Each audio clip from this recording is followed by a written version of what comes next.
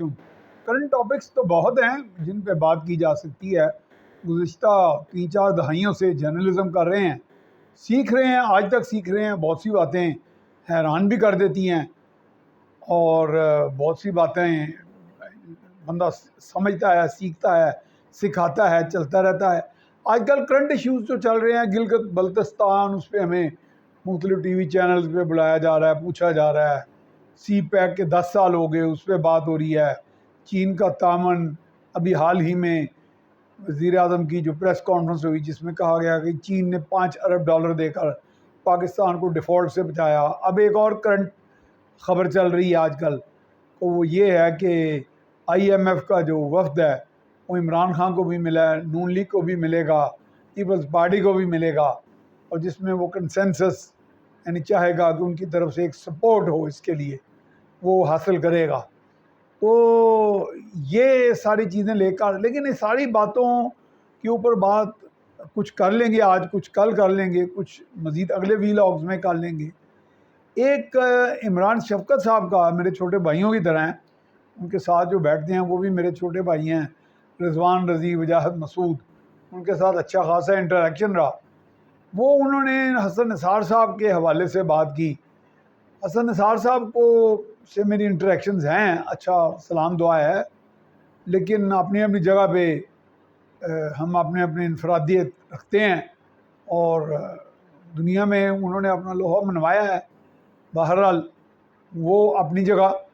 تو وہ یہ بات کی جا رہی تھی کہ عمران شفقت نے کہا کہ وہ کہہ رہے تھے I don't belong to this place، میں I don't belong here، یعنی کہ میں یعنی اپنی طرف سے وہ اس دھرتی کو، اس دھرتی ماں کو برا بلا، گندا، غلیظ یا پولیوٹڈ کہنا چاہ رہے تھے، یا کہہ چکے، یا اس کی طرف اشارہ کر دیا اور کہا کہ میں تو یہاں کا ہوں ہی نہیں، میں نے DNA ٹیسٹ کرایا تو میں کسی اور جگہ کا ہوں، یعنی کسی اچھی جگہ کا ہوں۔ عمران شفقت نے بیچ میں کوئی تھوڑا سا ایک لگایا فکرہ بھی کسا کہ غالباً وہ کہنا چاہ رہے تھے کہ میں کوئی بڑے ہولی لینڈ، کوئی کسی بڑے مقدس جگہ۔ یہ دراصل ایشو یہی تو ہے۔ میں نے بہت سے کالموں میں لکھا، چونکہ زیادہ ایشو یہ ہے کہ میں انگریزی میں کالم لکھتا رہا، بندہ تو میں دیسی ہوں، لیکن وہ لوگ اب اتنی دیسی باتیں تو سمجھ لیتے ہیں۔ اور میں اکثر کہتا تھا، جس پہ میں نے انٹرویوز بھی کیے، اخبار میں بھی شائع کیے، بیرون ممالک سے آئے ہوئے اسکالرز یہاں کے بھی، کہ ہمارے ملک میں یا تقدیس یا تضحیق، اوور کنسیکریشن یا اوور ڈیسیکریشن، یہ ایک سب سے بڑا ایشو ہے۔ انتہاؤں میں رہتے ہیں، ایک دم کسی کو بت بنا لیتے ہیں، اور کسی کا بت بنا کے اس کی پرستش شروع کر دیں، ایک دم اس بت کو گرا بھی دیتے ہیں۔ تو یہ چیزیں ہیں کہ ہم بہت زیادہ یا تقدیس کی طرف چل پڑتے ہیں یا تضحیق کی طرف چل پڑتے ہیں، تو درمیانہ کوئی راستہ نہیں ہے۔ کیا ہم اس کے علاوہ زندگی نہیں بسر کر سکتے؟ مجھے تو یہ لگتا ہے کہ ہماری معیشت بھی اگر آگے نہیں گئی، معاشرت بھی نہیں گئی، اگر سیاست میں بھی پختہ کاری نہیں آئی، سیاست دانوں میں بھی نہیں آئی، اداروں کے اندر بھی، اداروں کے بڑوں میں بھی ایک ضرورت سے زیادہ خود اعتمادی تو میں نہیں کہوں گا، تکبر اور نخوت آئی، وہ بھی اسی کا ہی شاخسانہ ہے، اسی سوچ کا کہ خود کو بالاتر سمجھنا، دوسروں کو کم تر سمجھنا۔ بھئی یہ تو ایک بیماری ہے، آپ خود ہی غور کریں کہ اس وقت ہم آپس میں آپ سے بات چیت کر رہا ہوں، اگر میں خود کو یہاں بالاتر، اول تو میں بالاتر ہوں ہی نہیں، لیکن اگر میں بالاتر کہنا شروع کر دوں اور اس کے لیے باقاعدہ کوئی DNA کی یا کوئی کتابی، کوئی آسمانی، کوئی آفاقی دلیلیں لے آؤں، دلائل لے آؤں اپنی سپورٹ میں، تو کتنا عجیب سا برا تاثر دلوں پہ پڑے گا، میرے مخاطبین پہ جن کے ساتھ میں مخاطب ہوں۔ یعنی ایک بھری محفل میں بڑی خوبصورت بات چیت ہو رہی ہو، ہنسی مزاح ہو رہا ہو، لائٹ موڈ میں باتیں ہو رہی ہوں، علمی گفتگو ہو رہی ہو، کوئی سیکھ رہا ہو، کوئی سکھا رہا ہو، اس میں اچانک کہہ دے آپ سب بیوقوف ہو، آپ کیا سمجھتے ہو خود کو، آپ حقیر چھوٹے لوگ ہو اور میں بہت بالاتر ہوں۔ اور چند ایک پھر ہمارے کچھ ایسے لوگ بھی ہیں جن کو کچھ شاعری بھی بڑی اچھی آتی ہے، بڑے بڑے خون گرمانے والے شعر آتے ہیں، اور کچھ وہ باقاعدہ مطلب عربی زبان پہ بھی عبور رکھتے ہیں اور اس کا استعمال اس طرح بے دریغ کرتے ہیں اور اس کو ردم کے ساتھ کرتے ہیں کہ لوگوں کے دلوں پہ چھا جاتے ہیں.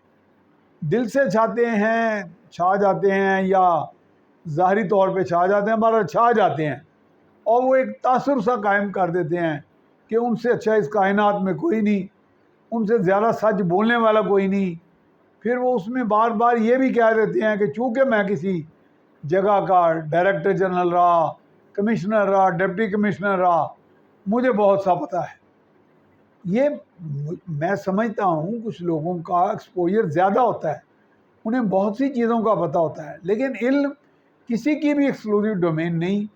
یہ ایک تغیر، سبادق تغیر کو ہے زمانے میں. تو تغیر جو ہے وہ علم میں بھی تغیر ہے، آگہی میں بھی تغیر ہے کہ آ رہی ہے صدا دما دم کن فیکون. تو یہ زوم جو ہے یہ بذات خود اینٹی ہیومن ہے، اینٹی نیچر ہے، یہ ایک غیر فطری ہے. لیکن وہ غیر فطری انداز میں زندگی بسر کرنے والے لوگ اس معاشرے کی میں روشوں کو جنم دے رہے ہیں، نفرتوں کو جنم دے رہے ہیں، نفاق جو جنم دے رہے ہیں، اونچ نیچ کا طبل جنگ بجا رہے ہیں، اور جس کے نتیجے میں حالات بے انتہا گدلا گئے ہیں. میں نے پھر ایک دفعہ بات کروں گا، میرا اپنا چونکہ ماضی اتنا اچھا نہیں تھا وہ میں ڈسکس نہیں کرنا چاہ رہا تھا، لیکن اس لیے مجھے جب کوئی کہتا ہے نا کہ جی فلاں یوٹیوبر یہ کہہ رہا ہے، فلاں جرنلسٹ تجزیہ کار یہ کہہ رہا ہے، یہ ہونے لگا ہے، یہ ہو چکا ہے، اندر کی بات یہ ہے، فلاں فلاں کو ملا، تو مجھے یاد آتا ہے کہ ڈبلن ایئرپورٹ پر ایک صاحب ملے جن کا کوئی کوڈ نام رکھا گیا تھا، مسٹر بیگ انٹرنیشنل یا سم تھنگ. تو وہ کہا گیا کہ جی وہ میاں سیف الرحمان ہے، میں بکل میں خود میں. تو یہ کچھ 30-40 سال پرانی بات ہے، اور شاید مغربی میڈیا بھی بہہ گیا پاکستانی میڈیا کے تحت. ان دنوں ہمارا سوشل میڈیا، الیکٹرانک میڈیا متحرک نہیں تھا، بلکہ مارد وجود میں بھی غالباً نہیں آیا تھا، ماسوائے پی ٹی وی یا ریڈیو پاکستان کے. تو میں یہاں بیٹھا ہنستا تھا، بجائے کہ میں پریشان ہونے کے میں ہنستا تھا کہ یار جھوٹ کا اتنا ریڈیس ہے، اتنا بین البر اعظمی ریڈیس ہے کہ اس کو تو کسی ٹرانسمیٹر کی ضرورت نہیں ہے کہ جھوٹ بولو اور ٹکا کے بولو کہ فلاں بندہ جو ہے وہ فلاں میاں سیف الرحمان ہے یا فلاں ہے. جیسے مجھے یاد پڑتا ہے کہ شباز شریف میرے سے ایک کلاس پیچھے پڑھتے رہے، اور اس حوالے سے بھی چونکہ میں جرنلزم میں جب آیا 40-42 سال پہلے تو ان سے بھی ملنے جاتا تھا اور ان سے بھی ملتے تھے، ہم ان کے اپوزیشن والوں کو بھی ملتے تھے. تو کسی ایک بہت بڑے اینکر نے کہا، میں وہاں سے نکلا تو اس نے کہا کہ اس نے اندر سے معلوم کیا کہ اندر سے کون نکل گیا. اس نے کہا جی سیف الرحمان. اس نے کہا جی ریڈ کو والے سیف الرحمان ابھی اندر سے نکل گئے. تو میں بڑا ہنسا اس بات پہ کہ ہمارے ہاں تحقیق کا، اپنے لیے تحقیق کر لیں، لوگوں کے لیے نہ کریں.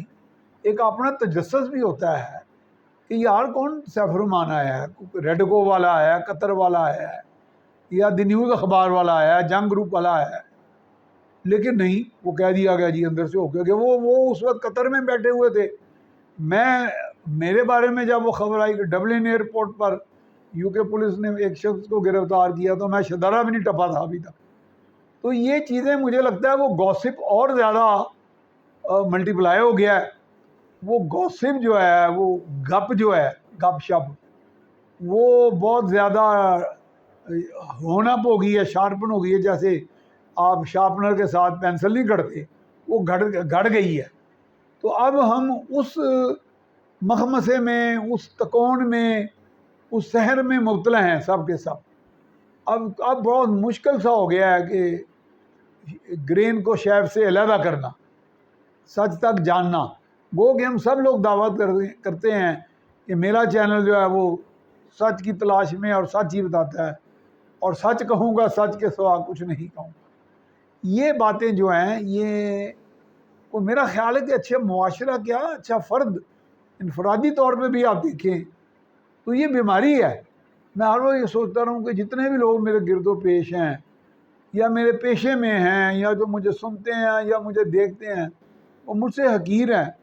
تو مجھے تو کوئی کسی قسم کا پلیئر نہیں آئے گا. ہاں سیڈسٹک پلیئر آئے گا، تو statistic player is no player, یہ کوئی جینوئن پلیئر تو نہیں ہے۔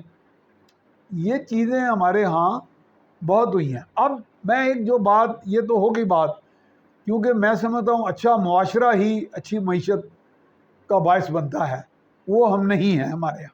یہ جو گوسپ، یہ گپ شپ، یہ جھوٹ کا سحر، اور اس جھوٹ کے سحر میں اس قوم کے ایک بڑے طبقے کا مبتلا ہونا، بشمول تجزیہ کار، بشمول یوٹیوبرز، بشمول مغرور تجزیہ کار، بشمول مغرور عہدے دار۔ لیکن ایک بات اب میں یہ آئی ایم ایف کے حوالے سے کرنا چاہ رہا ہوں کہ یہ اچھی بات ہے کہ آئی ایم ایف والوں نے پی ٹی آئی والوں سے رابطہ کیا، پی، اور شنید ہے کہ انہوں نے کہا کہ ہاں جی یہ اسٹینڈ بائی ایگریمنٹ اچھا ہے۔ مجھے آپ خود بتائیں کہ کیا ماضی کی جو حکومت شہباز شریف سے پہلے والی آئی ایم ایف کے پاس نہیں گئی تھی؟ خودکشی کی دھمکی دینے کے بعد تاخیر سے گئی، اور اس کا وہ مترف تھے اپنی نجی محفلوں میں کہ ہم نے غلطی کی ہے آئی ایم ایف پہلے نہ جا کر۔ پھر وہ اس بات کا بھی کہتے رہے کہ ہم اب آئی ایم ایف میں جائیں گے، پھر ان کی کڑی شرائط مان بھی لی، پھر اس سے انحراف کیا۔ یہ بھی نجی محفلوں میں وہ مانتے رہے کہ یہ بھی ہم سے غلطی ہوئی۔ لیکن ہونا یہ چاہیے تھا کہ اگر کوئی فیصلہ ساز قوتیں اس حوالے سے ڈر رہی تھیں کہ وہ حکومت پی ٹی آئی کی اگر چلتی رہی تو پاکستان ڈیفالٹ کی صورتحال میں چلا جائے گا، ان کو چلتے رہنا چاہیے تھا، ساتھ ساتھ کچھ اسٹینڈ بائی ارینجمنٹ کرتے رہتے، تاکہ یہ بات ایکسپوز ہو جاتی کہ جناب سچ کیا ہے، جھوٹ کیا ہے۔ اب تو تاثر یہ مل رہا ہے کہ جی default in P T I کی وجہ سے نہیں ہونا تھا، اگر ہونا تھا تو پی ڈی ایم کی وجہ سے ہو گیا۔ وہ پی ڈی ایم تو پھر بھی بچ گئی۔ 30 جون آخری والے دن جب ایکسٹینڈڈ فنڈ فیسلٹی کا پروگرام نواں جائزہ 10واں 11واں یا جتنواں بھی جائزہ ہے وہ جب وہ اختتام کو پہنچ گیا انسکسیسفل، تو اسٹینڈ بائی ایگریمنٹ ہو گیا۔